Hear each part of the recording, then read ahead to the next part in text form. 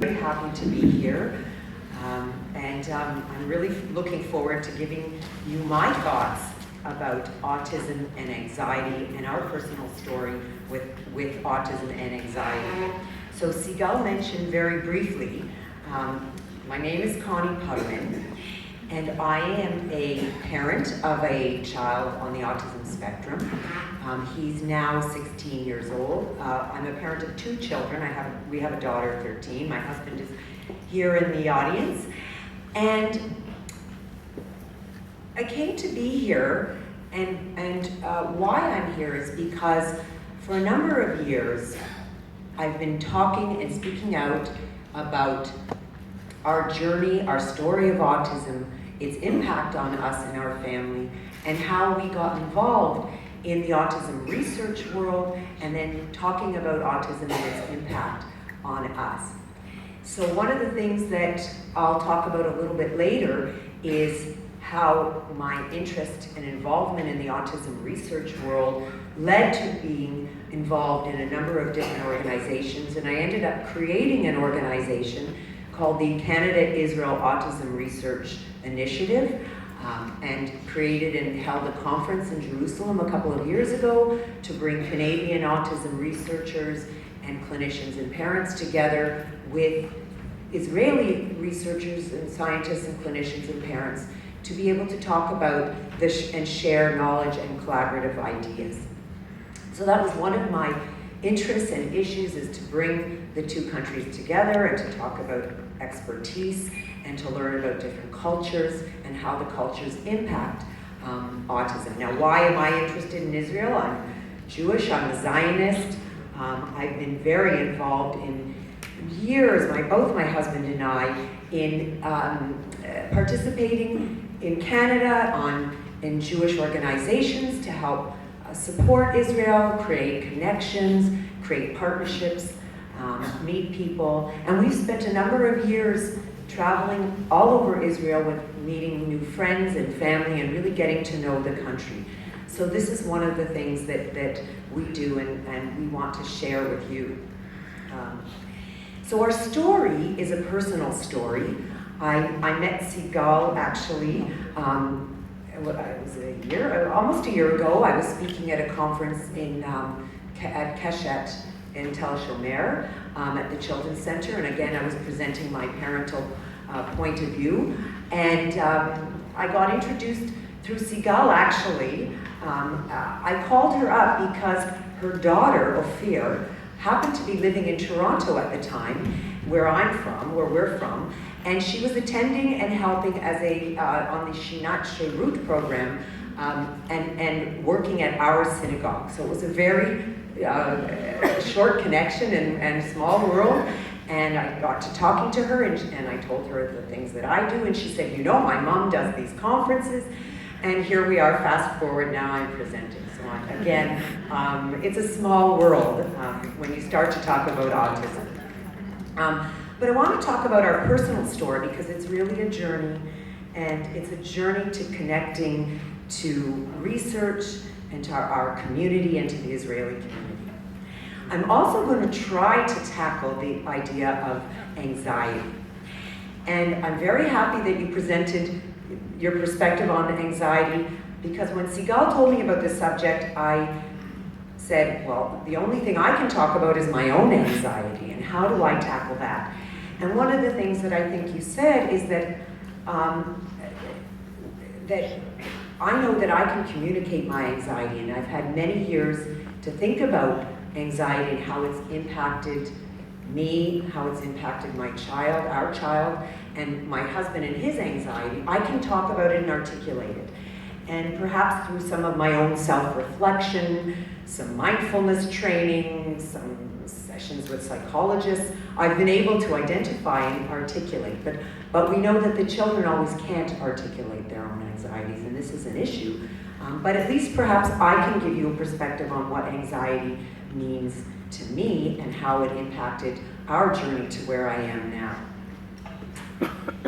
One of the things that I'm going to also try and do is to talk about how my anxiety has helped to bring positive change in our life and as well to impact our child. so that some of the things that we did as a result of our own anxieties caused us to look for ways and have a voice and start a dialogue and look for ways to offer our perspective. And in this part, I really want to talk about the research, the autism research, and how that was my channel to be able to find a voice in this system. And I also really believe that each and every one of us, and particularly the parents in the room, can find a place and can find a voice of where they fit and where they can contribute to the relationship of impacting their child, having a partnership with a clinician, and as well influencing the researchers. But the first thing I really want to talk about is the title. And I'm going to just tell you why I chose Inside and Out, and it was something very carefully thought about when Sigal asked me to speak. So I don't know if any of you know, there's a recent Pixar movie that came out maybe a half a year ago called Inside Out. And it's an animated film, and it tells the story of an 11-year-old girl, and it's inside her mind. And it's the story of the emotions that are controlling her. There's joy, there's fear, there's disgust, there's anger, and there's sadness. And these emotions, all through the movie, operate and control the girl named Riley from a control center inside the mind, and they're trying to help keep her safe, make her feel happy and angry, etc. But the only emotion that isn't controlling the control center is sadness. And I want you to think about sadness for a second. The story goes on a journey, and it's a journey of a lost joy and sadness into the mind and the mind of Riley. And ultimately, sadness finds a way out of being lost and ultimately is valued and becomes a part of the control center. And it's the acceptance of the sadness in the emotional mix that really, for me, was what was impacted, and that it was that the story is about dealing with sadness and with accepting sadness as part of growing up in Riley's case. And I chose this because, for me, sadness was a very important emotion for me to move forward once that we got a diagnosis of autism with our son. I also think that I chose the title Inside Out because it means that I look at the accepting the range of emotions, including anxiety, that don't have to paralyze you, but that can actually move you forward into action. I also, when I think about Inside Out, I think about, it's a term that is often used for, say, clothing, so that things are turned around from the inside. And for example, when clothes are turned inside out, you see the label. And on the label, it tells you what to do with the item, how to wash it, what it's made out of, where it comes from, how to care for it, etc. And you see the label, and sometimes for me, sometimes I think about I leave my clothes inside out when it reminds me that I've worn it, and maybe that I need to wash it. Maybe I need not to wear it, but I'm not ready to just toss it in the hamper. I'm gonna leave it. And you see the label, and it exposes something about that garment, and it's important. And it might be something that you might otherwise hide, and we hide our labels. We don't walk around with the labels on the outside. But it's not so bad to have the clothing turned inside out. It's not so bad to have that inside information. And I think that inside information tells us a lot more and gives us a different perspective on the item and a different perspective on the person. And I think that we as parents have the inside label to our children. And it's, for us, the challenge of turning the label inside out. And I also believe that we as parents have to do that for ourselves and bring what is inside us and turn it out.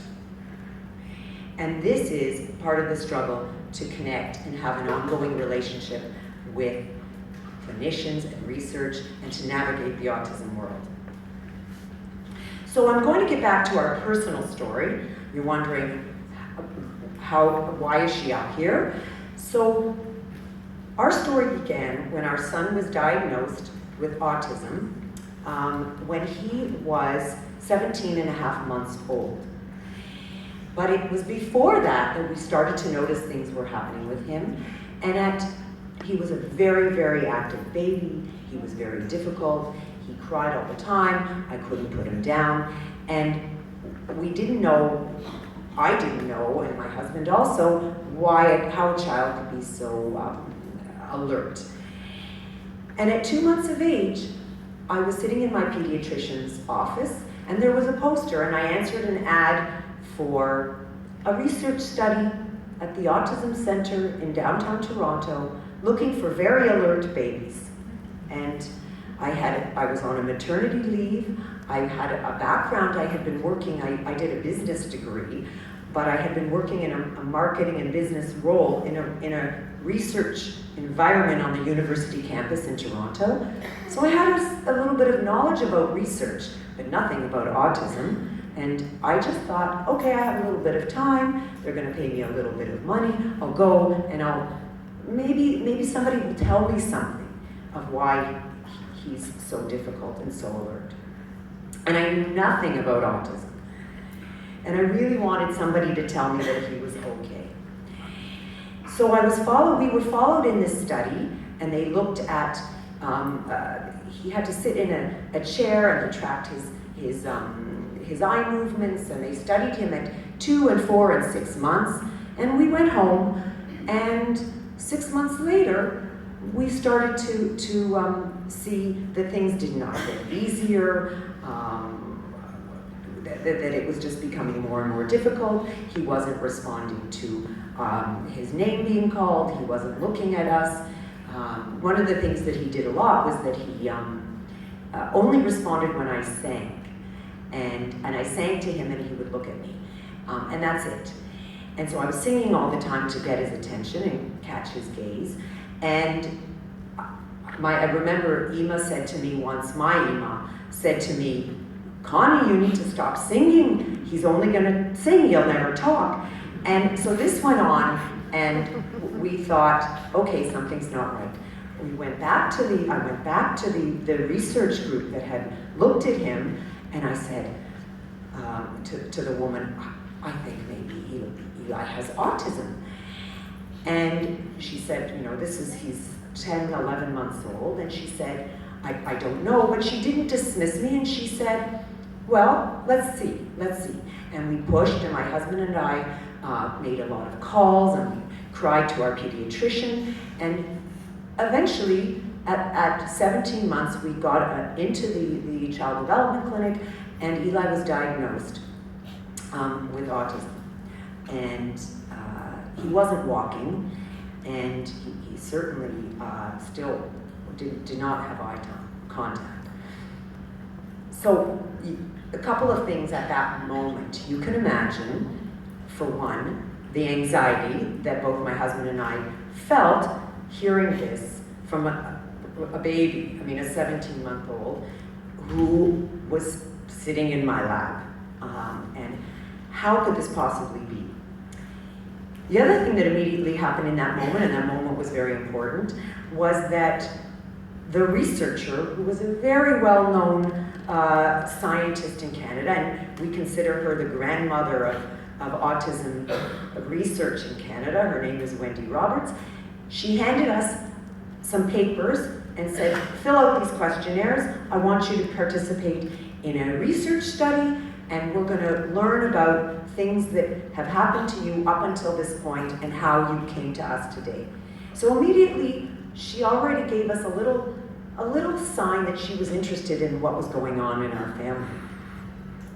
But at the same time, you can imagine us with this diagnosis at this early stage. First of all, we know nothing about autism, And secondly, we don't know anything about we don't know anyone else with a position of having a child with autism. And we didn't know even where to start, how to start, what it means, and we were very afraid and in shock. And many, many things ran through our mind. So you can picture this scene, and I also want to talk, and I may just get to it later, but I want to tell you now that this idea about defining autism and the way we saw in the video how autism is defined is really something that continues to be on my mind, and I continue to struggle and also seek out the definition of what it is. I think at that moment I understood it in an emotional way, but I really didn't understand what autism was. And I think even till this day, I'm still seeking out how to define autism. And I think, again, it was alluded to before, that the definition can be very both a relief, because it tells you, wow, now I can go forward, but at the same time, one narrow perspective. And in the definition, there's so many variables. So how can you narrow somebody into something when everybody is different? But for us, it did allow us in Canada at the time to get access to some government supports, which is what happened next after we finished the questionnaires. So before I keep going about what and how I got involved in research, I want to talk a little bit about the context of anxiety and what it is for me. And I can't speak about it for my husband, but I can speak about what was happening in that moment to me. That it's not knowing what it means, what autism means, what it means for the future, and that I may or may not have any influence in my child's of the outcomes, and yet I've learned that I do have influence, but that I don't know what's going to happen tomorrow, the day after that. And for me, this is something I get very anxious about, and I call it my 20-year plan. And I'm always thinking ahead, 20 years. Okay, so what was the first thing I said to my husband when we came home and we cried? I said, what, he's not going to Harvard? This can't be. I need to know that he's going on that trajectory. But also, like many parents, and I can joke about the Harvard joke, but I worried about the little things. He's not going to talk. He's not going to have a friend. He's not going to ever have a girlfriend. He's not going to date and have a girlfriend. He'll be stigmatized for life with a label. He won't go to college. He won't get a job. I mean, these were things that I was thinking about around the time of diagnosis.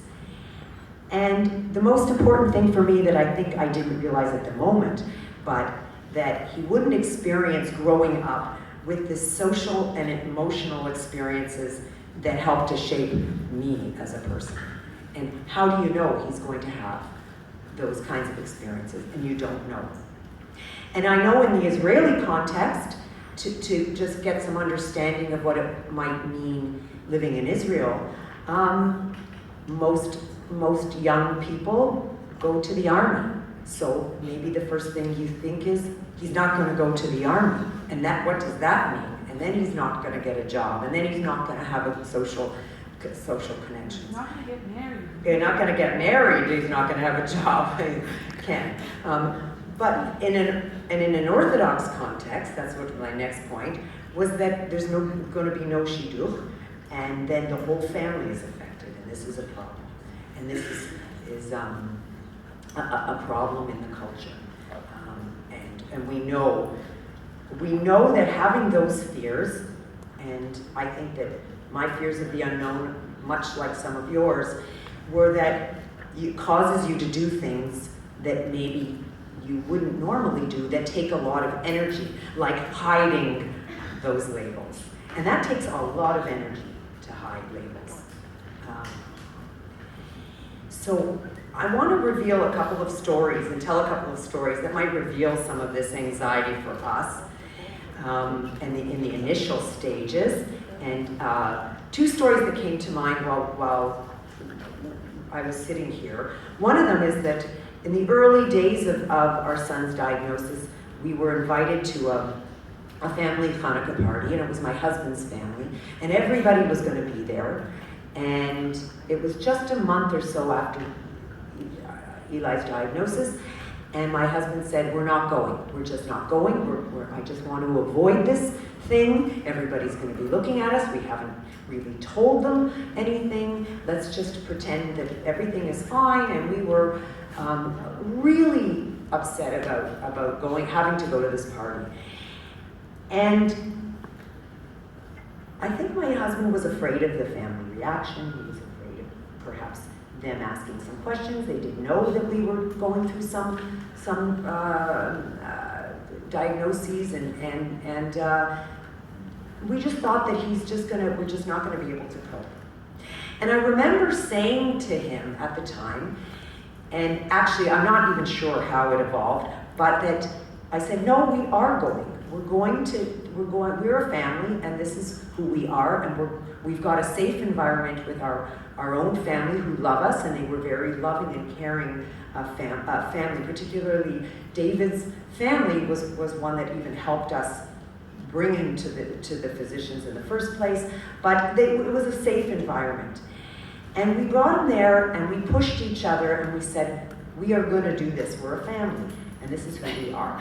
And that was one instance and a moment, and I think a moment for both my husband and I, where we said, yes, we're going to accept that this is who we are, and it's something different than what we might have thought we would be, but it's something who we are.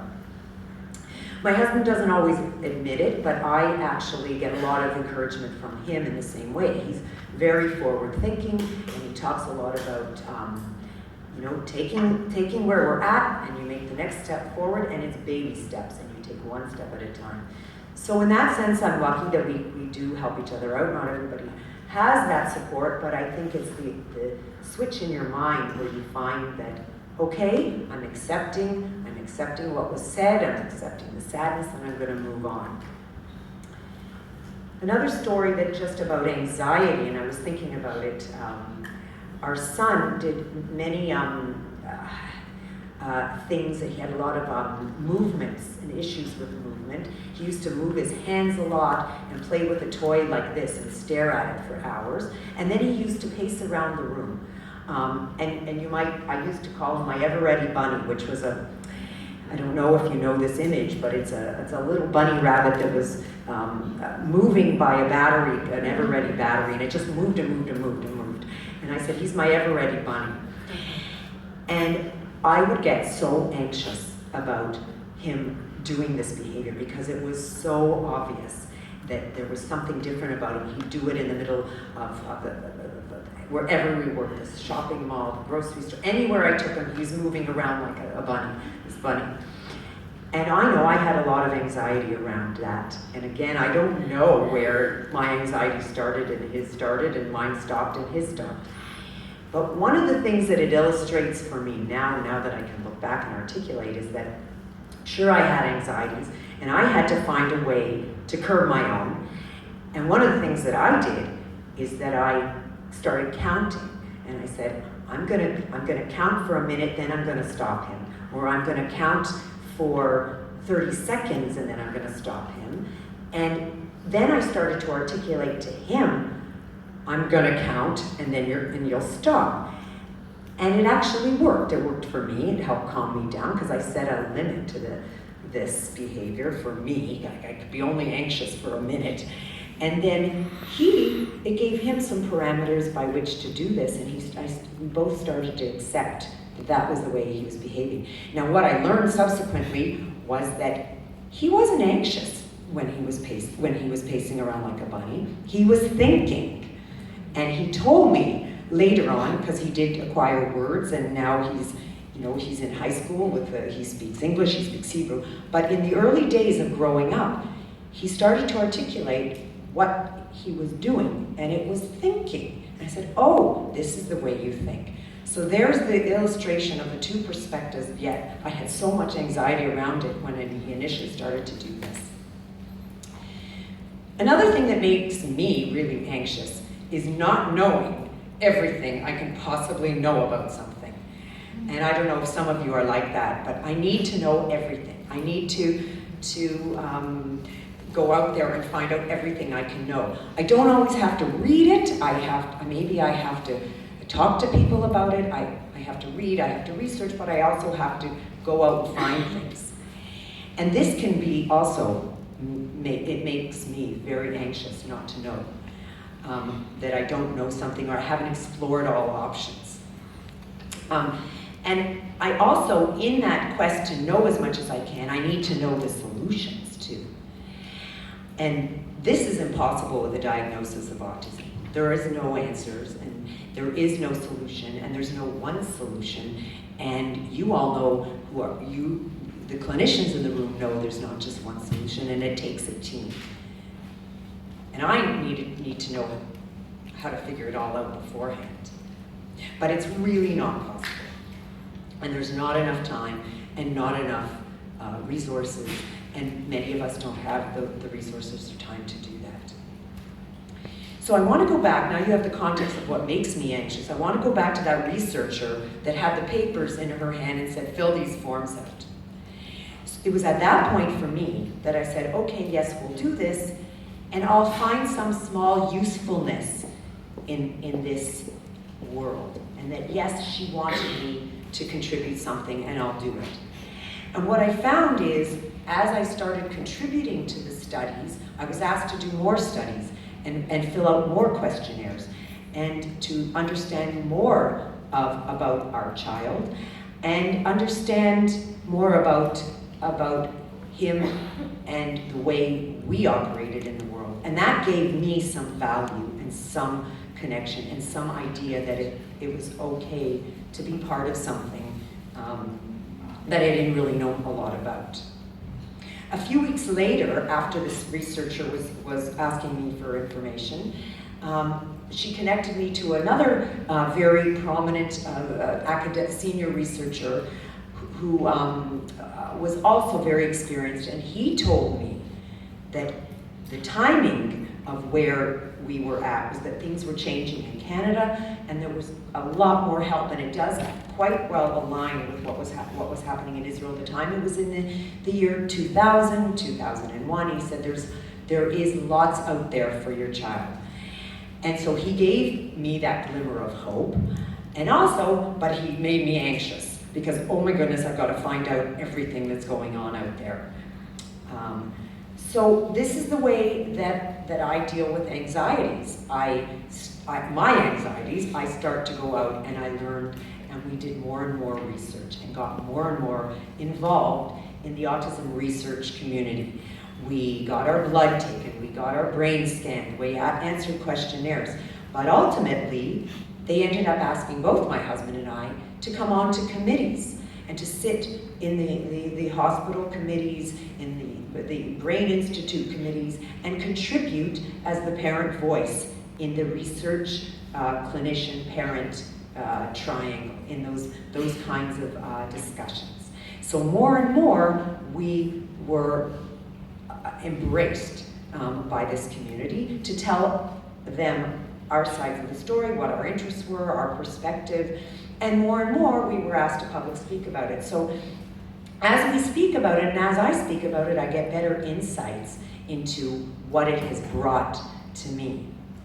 After these hundreds of studies and participating, it's really made me appreciate the amounts of effort and people, and it takes a village to raise a child, and what efforts in research are happening, particularly in Canada at the time. The other things we got out of participating in research is that we created new relationships with people, and we started to have open dialogue and trust and open emails, and this was very good to at least navigating the system. I no longer felt so alone, that there were other people out there who valued me. it also helped us start to make choices from a place where originally we thought we didn't have a choice. We thought this is no choice, somebody's going to tell us what to do. And I felt that as I discussed my impressions of our son and our experiences, it was a positive place to discuss feelings without it just being in a psychiatrist's office or a psychologist, but actually that they were going to use my information. And so you can discuss and tell your story and repeat and find the nuggets in that story that other people really want to listen to. So it's a safe place to tell your story. And as a result, we became these partners. The last point I want to make about being involved in research and what it brought for us is that it was a cooperative, non-confrontational role that took what was different than the role of always having to fight and advocate and push boundaries and say, I want more of this and more of that, and I need this and I need that. It took me and gave me a sense of relief. I don't have to fight, I can just contribute. And for me, I really needed that, and I was exhausted from the initial stages of that. The other thing is we really got to look at our child a lot. We got to really observe who he was and tell what we were observing and form new impressions and understand better his needs. So over the years, as we went along, we had these issues with our dealing in the autism world, and we began to set big and small goals at the same time as we were participating in this research. We set small goals. Originally they were learning new words. Bigger goals. He was going to have a bar mitzvah. We wanted him to be integrated in a school environment. We wanted him to make friends. We wanted him to have these things that were part of that social emotional growth. And we had small successes, and from those small successes, I could still look out at my big 20-year plan and say, okay, he'll get married, or I want him to get married, what do I have to do to get there? I'm still going to think of that, but it's the little successes along the way that gave us more energy to look at the later successes. One of the things that happened as a result of some of our looking out into the future is we created in our synagogue in Toronto a special bar mitzvah program for kids like our son who really wanted to find meaning in his bar mitzvah and wanted to do it in a group environment and wanted to have a bar mitzvah that was meaningful. And we started the process of planning this thing 3 years ahead. But by the time he went through the process, he was ready for his bar mitzvah and went through a program with the help of the synagogue and the help of